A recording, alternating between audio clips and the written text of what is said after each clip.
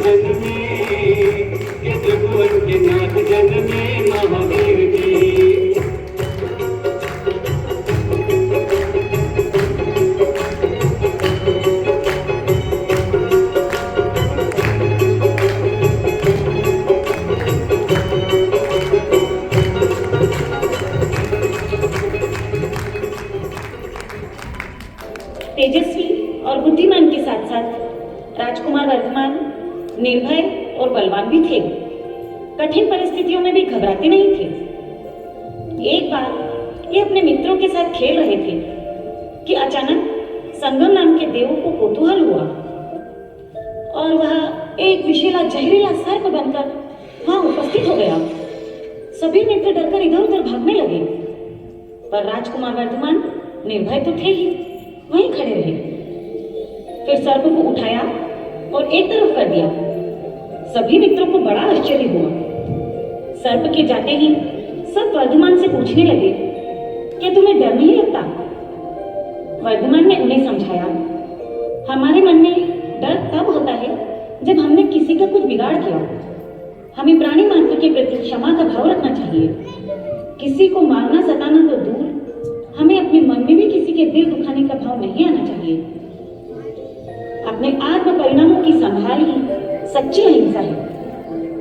सभी मित्र वर्धमान की इस सहजता से बहुत प्रभावित हुए और यहीं से उनका नाम वीर प्रसिद्ध हो गया।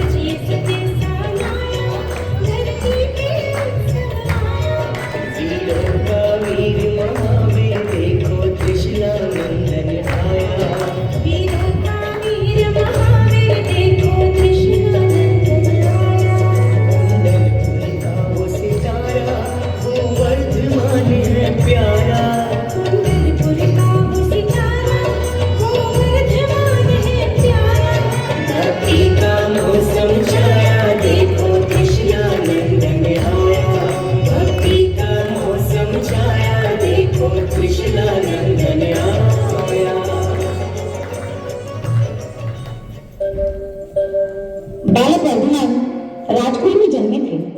उनमें क्षत्रिय खून था। अस्त्र शस्त्र चलाना उन्हें आता था, फिर भी वे क्रूर या हिंसक परिणाम नहीं रखते थे।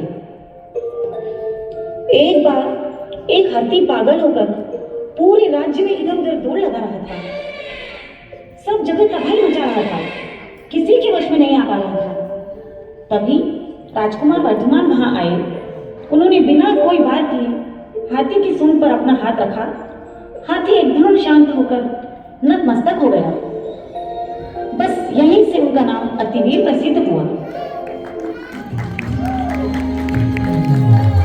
धरती ये गगन गाते हैं चमन, रवि शशि से महिमा तेरी, चरणों में नमे तेरे त्रिभुवन, ऐसी है छटा रघुवर तेरी, है वर्धमान है शमन पीर तुझसा करना मैं कोई नहीं, मेरे वीर प्रभु सा कोई नहीं, मेरे वीर प्रभु सा कोई नहीं, तुम करुणा है इतनी गहरी जितना गहरा कोई समुद्र नहीं, मेरे वीर प्रभु सा कोई नहीं, मेरे वीर प्रभु सा कोई नहीं।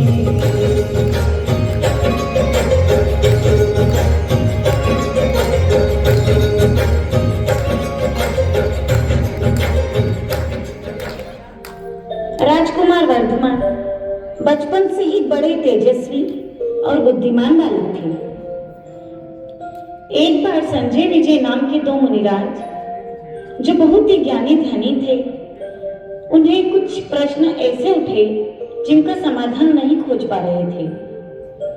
परंतु बालक वर्धमान को देखते ही उनकी शंका का समाधान हो गया। बस यहीं से उनका नाम सन्मति पड़ गया।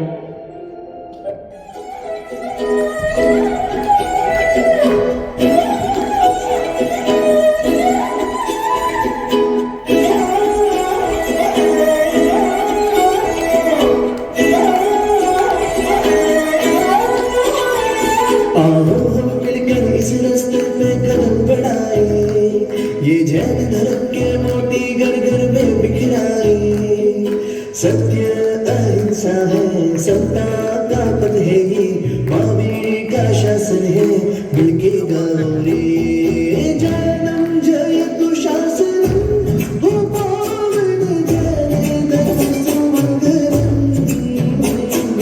जैनम जयतु शासनम हो पावन जैन धर्म सुमंगलम।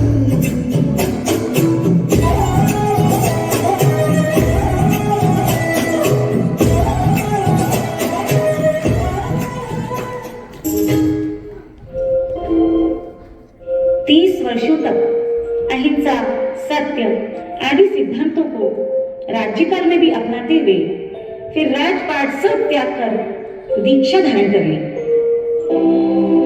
12 वर्षों तक आत्म साधना की और अंत में अपने अंदर के मोह राग द्वेष रूपी सभी शत्रुओं का नाश किया। इसलिए महावीर कहलाए और जैन धर्म के शासन नायक 24वें तीर्थंकर बने। इस प्रकार वर्धमान, सन्मति, वीर, अतिवीर और महावीर ये 5 नाम भगवान महावीर के प्रसिद्ध हैं।